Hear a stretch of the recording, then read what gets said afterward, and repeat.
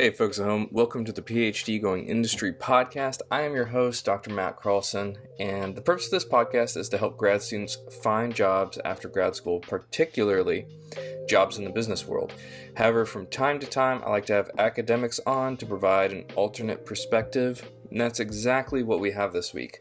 This week we've got Dr. William Luse, Assistant Professor of Management, with us to chat a little bit about his experience in academia. You may know him on Instagram as Dr. Big Chill Will. So we talk about a couple things today. One, we talk about what it's like to work in an institution that values both research and teaching. We talk about his experiences of being on the academic job market. He shares some eye-opening aspects to his journey that I think you'll find really interesting. And he also gives some advice to folks who want to stay in higher ed after finishing grad school and get that tenure track position as a professor. So this is a perfect episode for those who have not fully decided on whether or not they're going to go to industry instead of academia after they graduate. If you do know you want to go to industry, you need a plan. You need a step-by-step plan that tells you the exact behaviors and activities that you need to engage in to maximize your chance of getting a recruiter's attention. And I've got that exact thing for you. It's my 6-week checklist. It gives you 6 weeks, 1 or 2 tasks per week, and you can follow it along in your journey. If you're about to graduate, this is the perfect thing to get to just give some organization and structure to your pursuits of an industry career. Anyway, you can download that at phdgoingindustry.com/6-week checklist, or you can click the link in the description of this episode, whether you're on podcast or YouTube. And if you want links to anything else that we mentioned in this episode, check the episode description. We'll have links to several things, including William's Instagram page, his LinkedIn page, and a few other things that he mentions. So, without further ado, let's get to the show. Will, thank you for coming on the podcast. It is so good to talk with you and see you in person. Been following you for a little bit. We've been chatting in the DMs, but it's great to see your face. If you could, Dr. Will Luse, introduce yourself to the folks at home and let them know where they can follow you online. Well, I am Dr. William Luse. I am currently an assistant professor of management at the University of La Verne in Southern California, Los Angeles County to be specific. And you can follow me on Instagram, of course, for the informal kind of thing at Dr. Big Chill Will. And then you can also find me on LinkedIn as well. I don't have my LinkedIn link memorized, but if you type in my name, what you see actually would technically be this corner because of the podcasting platform. I'm pretty easy to find. Like, I'm one of the few William Luces out there in the world. Absolutely. And I'll pull links to both the Instagram and the LinkedIn, and I'll put them in the description of this episode so folks can scroll down and click on those and go straight to your profile. So, Will, there's a lot to talk about with you, but let's start from the beginning. What brought you to grad school in the first place? Well, honestly, my older sister has her PhD as well in environmental science, where I consider her to be definitely the smarter sibling, so to speak. But because she did that at least opened the possibility for me that, hey, there are people out here in the world, especially people where I'm from, being Mississippi, that go on this journey. But honestly, I had very little desire to do it, and going in, it was really more of a last resort thing. Hey, I either go to grad school, do this doctoral program at UT San Antonio, or my plan B, quote unquote, was, hey, you can join the Air Force, be an officer. It's not a bad life, all things considered. But honestly, once I got into it, I really felt that it was for me. But it definitely took time to get to that point. Yeah. And so what did you envision yourself doing after grad school when you were a grad student? I definitely wanted to do academia, or at least I liked the idea of it. But my expectations and what I wanted to do really kind of grew throughout my journey. Where, and I'm pretty sure a lot of the grad students, current PhDs out there can relate to, is throughout grad school, you're told, like, hey, do this, be the best researcher you can, place really well at like a prestigious institution or, a really great industry job or things like that. And I think the people that give you that advice are really well meaning, where at the end of the day, they want you to do the best that you can. But I know for me, at least, it was important to, especially as I continued through my program, find a job and a position and a place that worked for me, even if it wasn't necessarily the most prestigious or quote unquote brand name job, if that makes sense. Absolutely. And when you're looking back at that time period, what are the things, the activities that you did then that stand out that helped set you up for the job that you have now? Well, I guess definitely say that I tried to do my best in the classroom, of course. I had excellent instructors that taught me all of the ways of how to go about research, how to be a great academic. And something that I think was very unique about our program at UT San Antonio in the College of Business is that we had an instructor that taught us how to teach. And I know that for most of the graduate students out there that enter academia, especially if you're in a program that's more research focused or is encouraging you to engage in research, teaching kind of takes a back seat, so to speak, where not for all, but for some, and I'm pretty sure this may be an irony that our non-academic audience may find interesting, is that, well, a lot of times a new professor, their first year when they're in front of you teaching, that may be only the first or second class that they taught. But for us, at least at UT San Antonio, we had an excellent instructor. Big shout out to Dr. UTEP, which was a marketing professor that introduced us to and helped us develop our own personal pedagogy, right? And I think that was a very, very formative and important experience for me. While, yes, I do enjoy research, it's important to me. I find it interesting. The part of it I enjoy the most is really more so, hey, I get to collaborate with people, cool people I know, and do things like that, and explore ideas and do things I'm interested in versus high impact journals and metrics and things like that, right? But the teaching part is important to me as too. I would say mainly because both of my parents are teachers. K-12 level, of course, I think it's kind of ingrained in me. Even though I spent a lot of time when I was younger telling them, I'm never doing this. I'm going to go work in a bank or something like that. Like, schools stink. Like, kids are annoying, the typical things that, younger people say. But I have found, especially as I went on, that I really felt at home in the classroom. And I'm rambling a little bit, of course, but having that opportunity to develop my teaching pedagogy was a great one. And I can say that it's influenced me a lot. And it's definitely influenced how I look about the way I think about and navigate the academy. But I feel like I got a little off track, didn't I? No, that was great. And it made me remember another podcast conversation I had. It won't be the last interview that came out. It'll be the interview before that with Kelly Voss. Yeah. And she talked about how she was actually at community college as an undergrad and then went to grad school and then graduated and then became a professor at a community college. And she talked a lot about how, if you're going to go into teaching, putting those reps in early as a grad student and getting not only the experience, but also developing your pedagogy and getting even certificates of teaching can really help you stand out because, we often talk about like the research professor jobs as like super competitive, but the teaching jobs are competitive too. And what are the things that you think stuck out for you when you were on the job market that helped set you up for this job? But more the teaching side of things.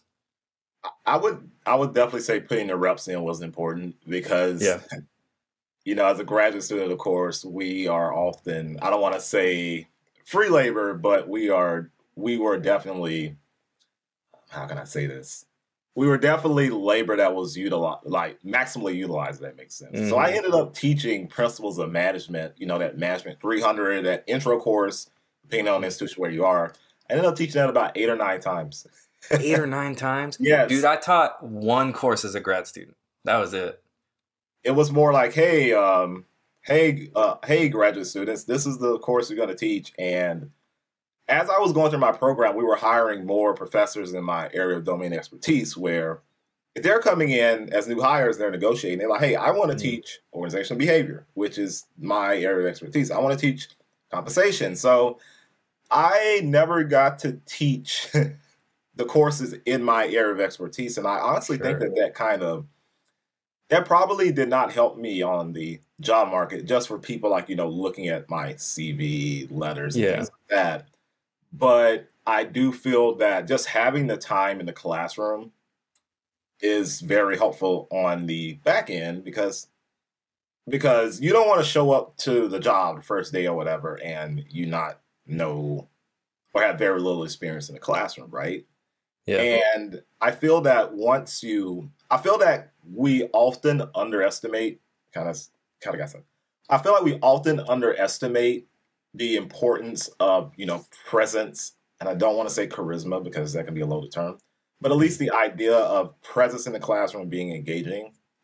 When teaching students where, of course, you have to know the domain material and things like that. But I also feel that it's very important to have that presence too, where students aren't unintelligent. Like they can pick up on, whether you're confident, whether you care you're a warm person and things like that.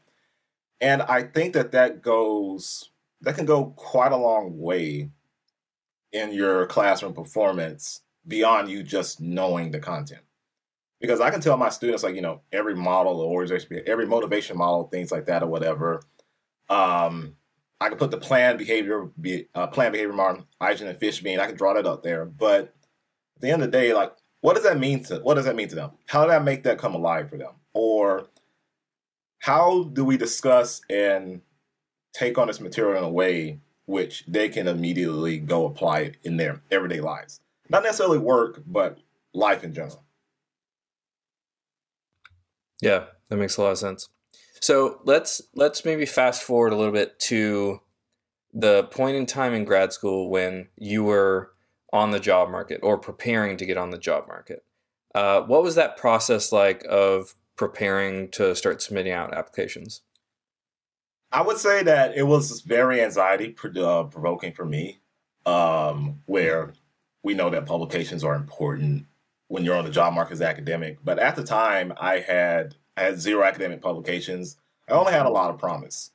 But I was lucky to have an advisor that was willing and able to work with me to help me, build my research up.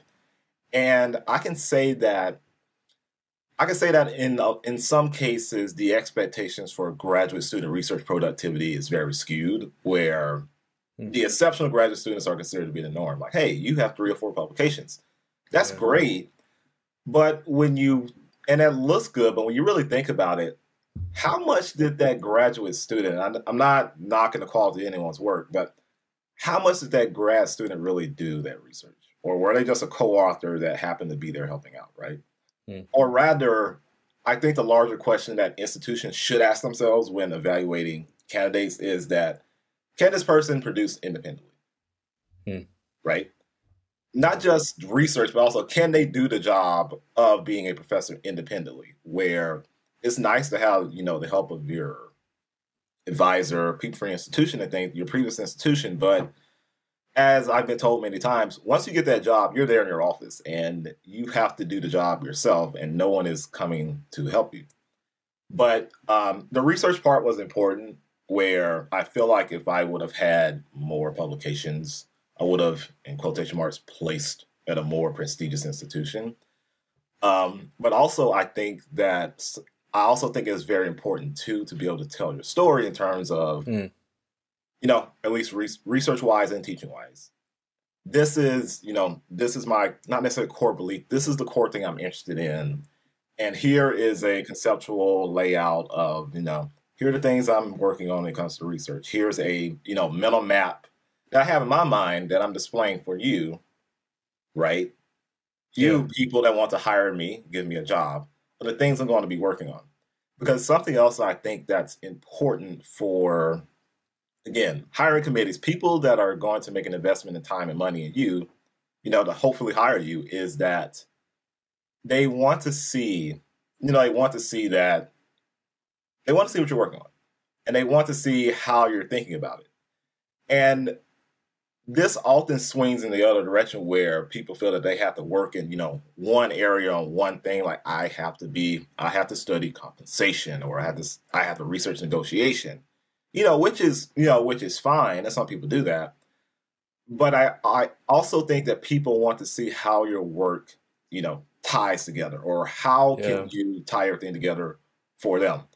Because it's not just the fact that people's work is scattered and it's all over the place. And this, whether it be teaching or research, but if you can't tell the story about how everything fits together, that works to your detriment, right? Yeah. Well, where now I've said this out loud, it's really about being able to tell your story, and I think that that's an important thing to do. Where if you tell your story, everyone isn't going to like it. Like that's just the reality of things. But if you tell your story well, and of course, to a certain extent, you're authentic, I think that you will do better, and you will find your fit versus trying to present and project yourself in a way that doesn't necessarily align with your personality, your values, belief, what have you. Yeah, that makes a lot of sense. And I think one thing that stuck out to me when you were talking was the value of being able to speak simply about complex topics. And I think one thing that I struggled with, and a lot of grad students struggle with, especially as you get deeper and deeper into your research, it's easy to become someone who can only talk in jargon. And, when you go on the job market, you're not talking to the people who are reading your research papers. They're people in other fields with their own jargon. And if you're unable to zoom out and, like you said, have that mental map that you can explicitly and clearly give to a hiring committee, they're just going to see you as someone who's like locked in your own little world and unable to, come out of it. That's very important, and that's a very good point that I don't think is emphasized enough in the advisement of graduate students as they're on the job market. Where when you go to these job talks, there are going to be people you may run people that haven't done research in 40 years, right? Yeah. You may also run into the sociology professor, and I'm not disparaging sociology or anything, but if you're not in sociology, the sociology professor that is friends with, one of the other professors in your given department may just walk in, with their cup of coffee, and, we're in audio format. Most people won't be able to see the Starbucks cup I'm holding up. They may happen to walk with their cup of coffee, sit down, and pick up a copy of your paper and sit there in the back and ask you questions. And in both of those cases, whether it be the person that's not necessarily research active or has been so in a while, the random sociology professor, or just the people outside of your field that aren't necessarily familiar with the jargon and the theories and methods of analysis and things like that, if you can't make your work come alive, not only do they see it, but the people that are supposed to understand your work a little better, evaluating you, are also going to say, well, like that's interesting, but I don't think they did a good job of explaining that really well. Yeah. Right? Yeah. Yeah, that makes a lot of sense to me. So when you, what year of your PhD were you in when you were applying for jobs? The end of my third year, the beginning of my fourth year, where I was starting to look at the end of my third year. Yeah, kind of looking around, but it really picked up in my fourth year. Okay, and were you already dissertating at that point? Yes. Yeah. Doing the combined dissertation job search. Such a fun place to be. Yeah, and I wouldn't wish that on anyone. It is a very challenging time in life. I did that too, and it was not fun. So do you remember off the top of your head how many jobs you applied to that job season? 84. No, 84. Yes. Whoa. In total. That is a lot of academic jobs. I think in my field I had about 10 job openings in like my little world. Of course, it's much smaller than business. But that blows my mind. 85 job applications. That is a lot of documents to prep.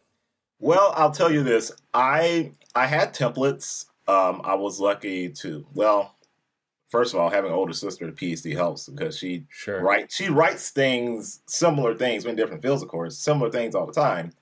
But I had documents where, and a very practical tip I recommend for everyone is I had different cover letters, versions of my CV for different types of institutions, whether it be research, balance, teaching, or whatever. And, reading the job ads, doing a little research about the institution before you apply goes a long way in helping you prepare those documents really quickly. Where the people that are looking at your materials are busy. They're probably teaching classes, doing research. They have families, they have hobbies and things like that. And you want to be clear. And also, I don't want to say brief, meaning that you submit something really short, but you want to make your points very clearly, very quickly, so they can be seen, right? And I think that goes a long way in making you stand out. Where you don't want to, for example, you don't want to give a hiring committee when you're discussing, your research philosophy. Here's this 3-page document discussing, the history of my area of research and the present and, where it's going to go in the future. No, you want to be able to sum that up in a paragraph, right? And having documents and examples, if you can get them from anyone, whether it be more senior students, advisors, professors in your program, can go a long way. And then not only that, just don't directly copy what they do, but make them your own. Because again, the people reading your documents can tell if you just copied and pasted something, right? Yeah. Yeah. And I think a great point in there about less is more, that stuck out to me. And that's not just for academic job applications, for anyone listening going to industry, you have even less time to catch people's attention and tell your story. And I think I don't think I sat on a hiring committee, not for a tenure track position, for a research scientist position, but the position that took my job over. And people will give like 60 seconds to maybe like 2 or 3 minutes to pour over everything you submitted. And that'll be their first round. And like whatever impression they get from that first, say, minute or two is kind of like their assessment of you. And then they check you to like look into further, or they put an X on you and they throw you in the trash. And that's how it's done. And so if you can't like click with someone through those documents really quickly, your application just goes in the waste bin. And in industry, it's even worse. You've got like 10 to 15 seconds, someone looking at your resume to really catch their attention. But so if you don't mind my asking, how many phone interviews did you get? And then how many like on-campus interviews? I'm interested in knowing kind of the conversion. Kind of the like conversion rate and the ratio. Yeah, sure. Absolutely. So, in all, I had, let's say, 5 to 6 phone interviews. And I also I had a couple of interviews at my Phil's annual conference there, hey, let's get to know you better and things like that, where those phone interviews, informal interviews, introductions ended up only turning into one campus visit. And the one campus visit is where I'm currently at now, where just to be completely honest, I think that at the time, my lack of publications, got in my way, where I think just having one publication or something would have I don't want to say marginally helped, would have been probably a big help, would have got more eyes on me. Because at the time I had great potential, but it's just that I happened to not have like any tangible products, and whether for better or worse, the people looking to hire you are looking at those things. And I think, they're also looking for those things no matter, what type of institution you're going to work for. Where, of course, higher expectations at research institutions.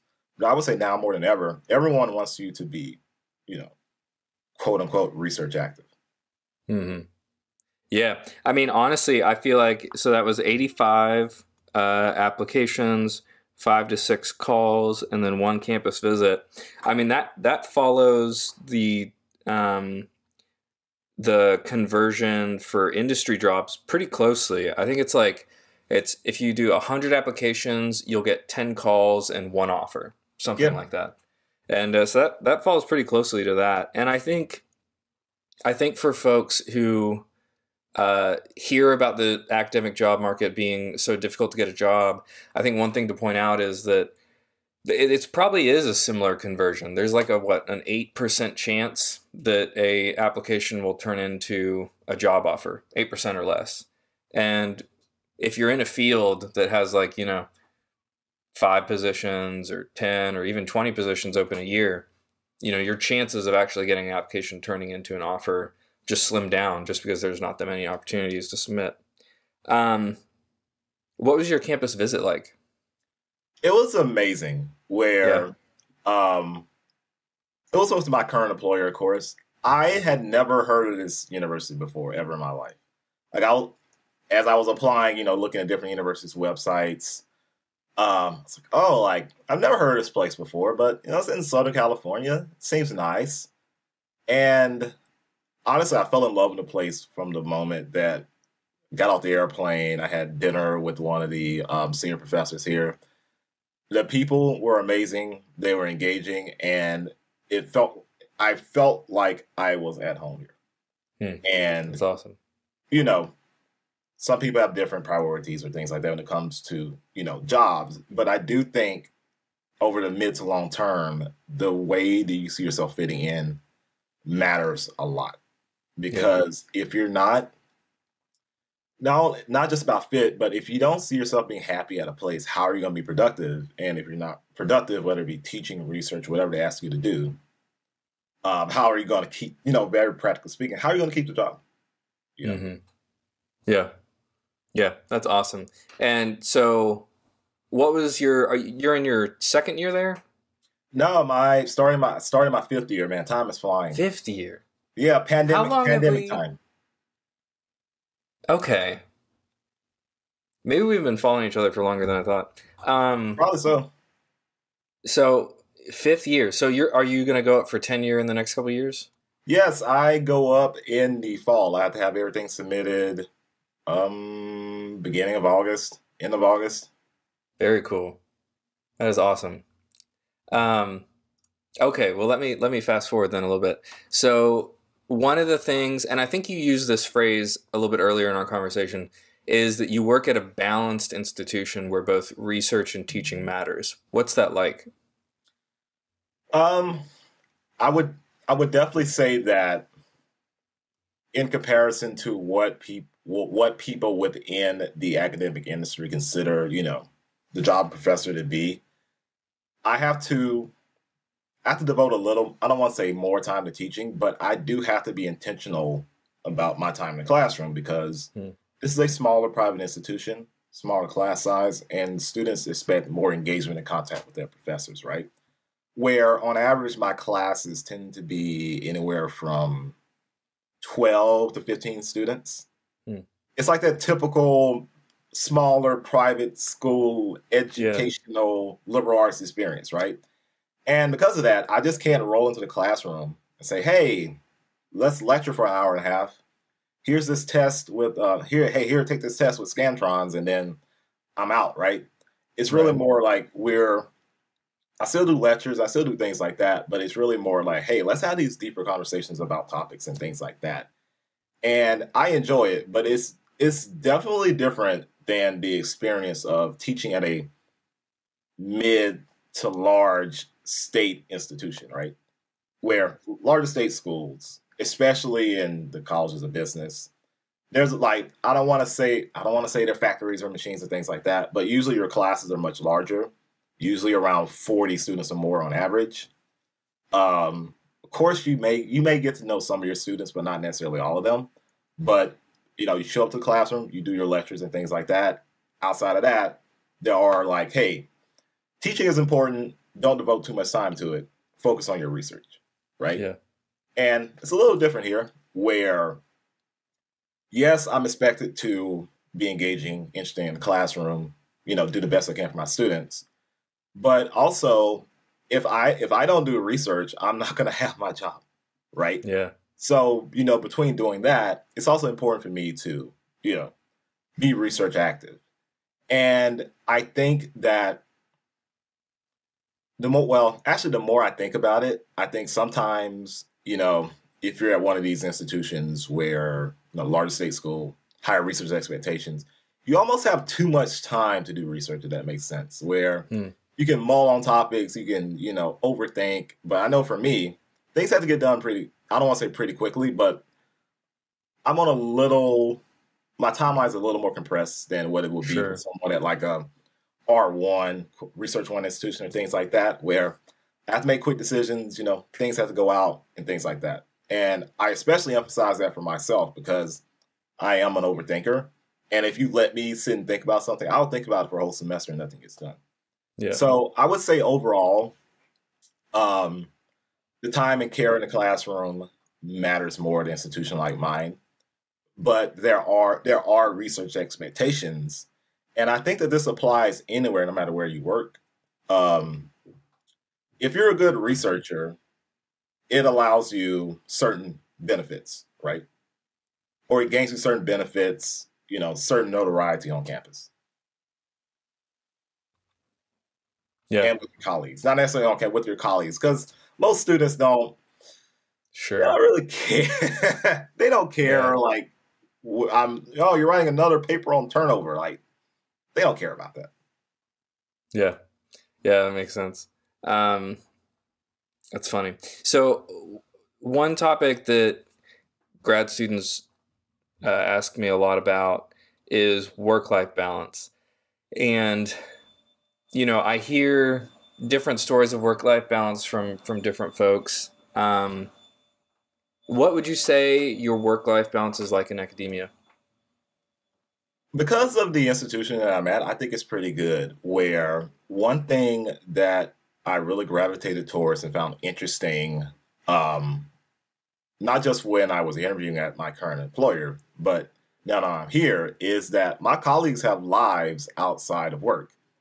They have children, they have hobbies, they have gardens.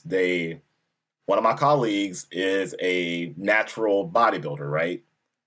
Another one of my colleagues does improv acting on the side, where, not to say that this doesn't happen in the academy overall, but I would say that, people openly talk about, their families outside of complaining about them.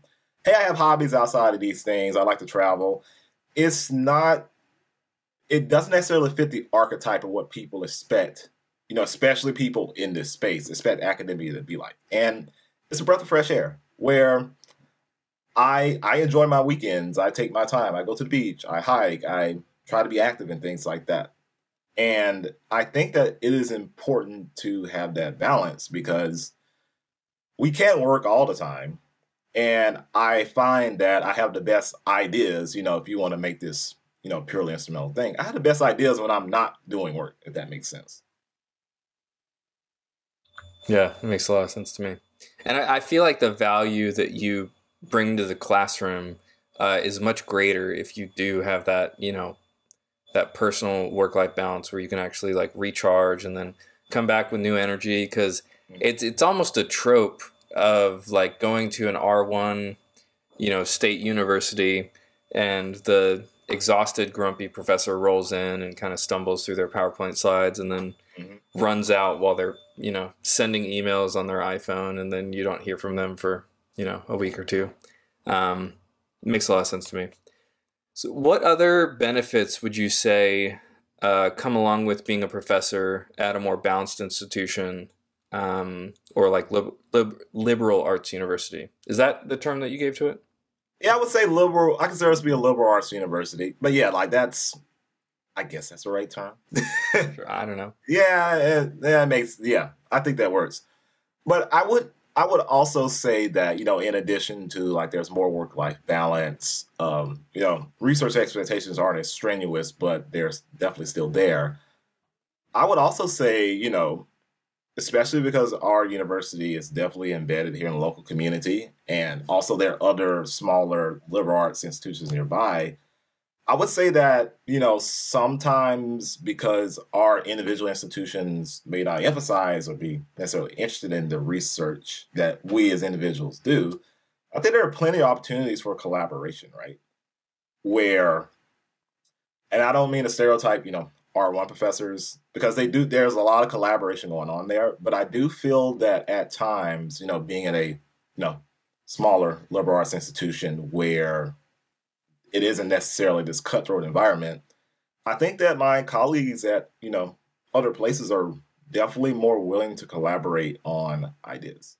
Not necessarily that lead to publication, but at least sit down and talk with me and help me think through things. Yeah, absolutely. Definitely a lot of cutthroat behavior going on in R1 universities. So since we're on the topic of like the kind of institution you work for, what do you think are the specific things that those kinds of institutions are looking for in candidates applying to assistant professor positions there? I would say that they expect you to be competent in the classroom. I would say more so above and beyond your typical research emphasis job, right? Where they don't necessarily expect you to have taught, 8 classes like I did, or taught one class 8 times, but rather having the willingness and flexibility to be open to teaching different classes, where oftentimes we refer to the types of classes you taught as like preps. Like being here at my current university, I have 5 different preps. I have 5 different preps over 5 years. And for a lot of people, I say that, especially to those at more research intensive universities, they gasp, "Oh my goodness, you have 5 different preps, you taught 5 different classes. Like, how do you get anything done?"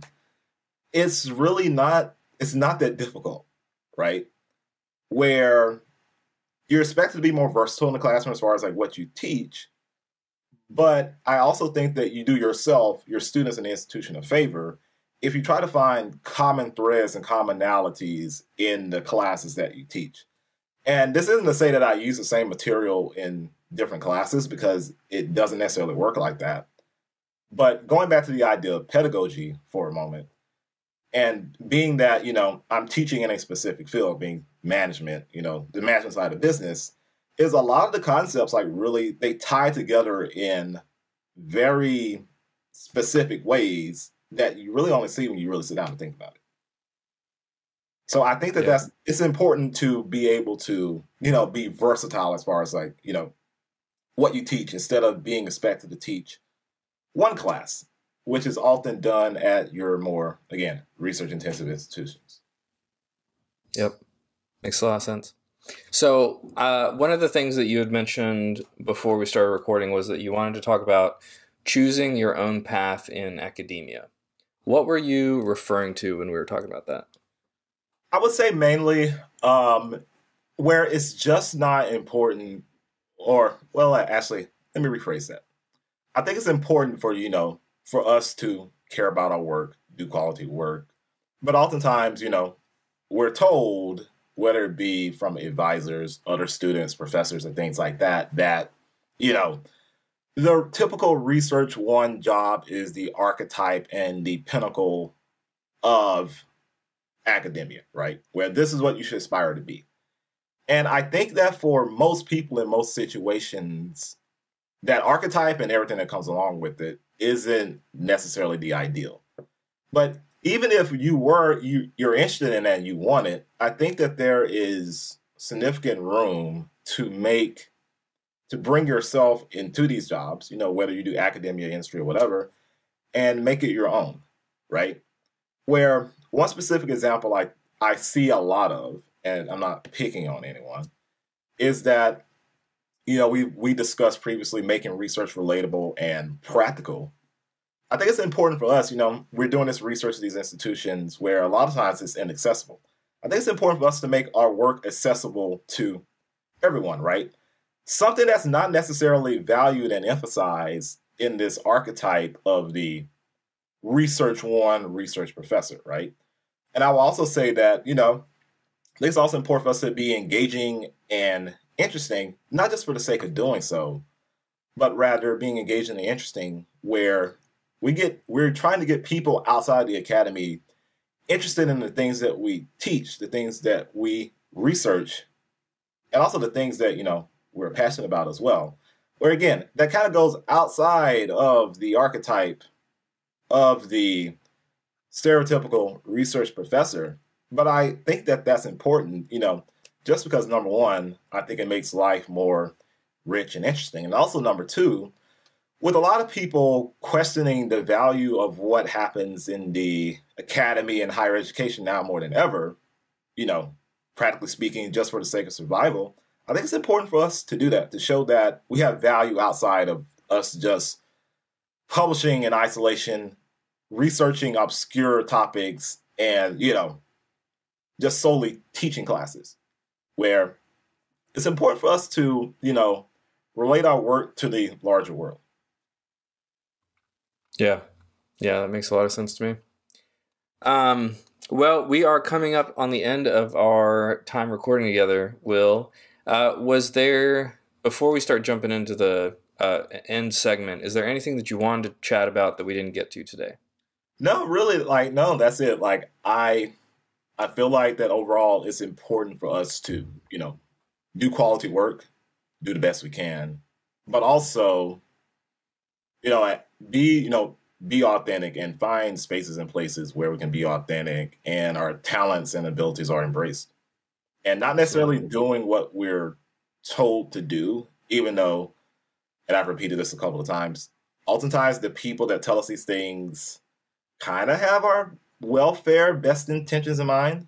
But we also kind of have to think for ourselves, if that makes sense. Yes. Yeah, completely. Yep. If we don't think for ourselves, someone else will think for us. And, that's not always a good situation to be in. So for the folks listening who want to go into academia and they want to go into more of a teaching-oriented or a balanced kind of position, I want to drill down again one last time. What would you say are the top 2 or 3 things that they should be focusing on as a grad student before they jump on the job market? I would say number one, being able to display versatility and willingness to teach a variety of topics within your domain of expertise. That's important. I would say number 2, it's also important to show that you are research active and productive, right? But also understanding that there aren't the same expectations that there are at your typical research one, more research-oriented institutions, but also within that, showing a willingness to collaborate with people at the institution you may find yourself working at, right? Where it's just not about like, hey, I'm doing these papers, I'm publishing in these top tier journals or elite journals or whatever you want to call them. These people are going to be your colleagues. And oftentimes, I know at least at my institution, we're very congenial, we're really friendly. While we may not all necessarily research with each other, we definitely discuss these things and ideas of pedagogy. But it's important to show that you're willing to work with the people, that you're willing to work with your colleagues, right? Mm-hmm. And I think in some cases, people, and don't want to stereotype, people coming from, these more research-intensive programs with more of a research-intensive mindset feel that I have to be productive, and I'm not going to incorporate anyone in what I'm doing. Yeah. And that often is not productive at your more balanced teaching institutions. That makes a lot of sense to me. All right. Let's see. So Dr. Will Luse, you can find him on Instagram at Dr. Big Chill Will. Is that right? That's right. And then also on LinkedIn at William Luse, and I'll have links to those in the description of this episode. So Will, last question for you. What is one thing that you think grad students should consider doing before they graduate? Oh man. Could be um, fun, could be serious. I would say it's a lot of things I could say because I had a good time in grad school. I don't know about anyone else. Worked hard, play hard.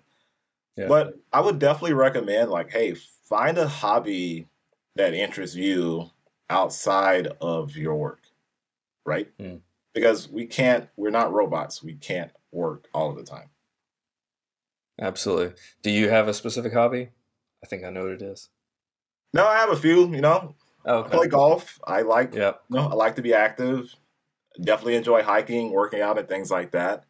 And I can say that as I was going through graduate school, those were the things that helped me, you know, stay balanced, so to speak. Absolutely.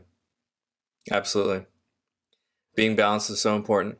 All right, Will. Well, thank you so much for coming on the show. It was great to talk to you. Great to see your face live. And I think grad students at home will get a lot out of our conversation. No problem. Happy to help. All right, I'll talk to you in the future. All right.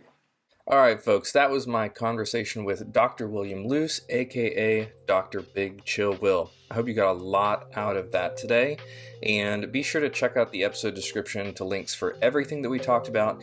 And if you know you are ready to go industry, download my 6-week checklist. You can find it in the episode description as well. That's it. I will see you all next week.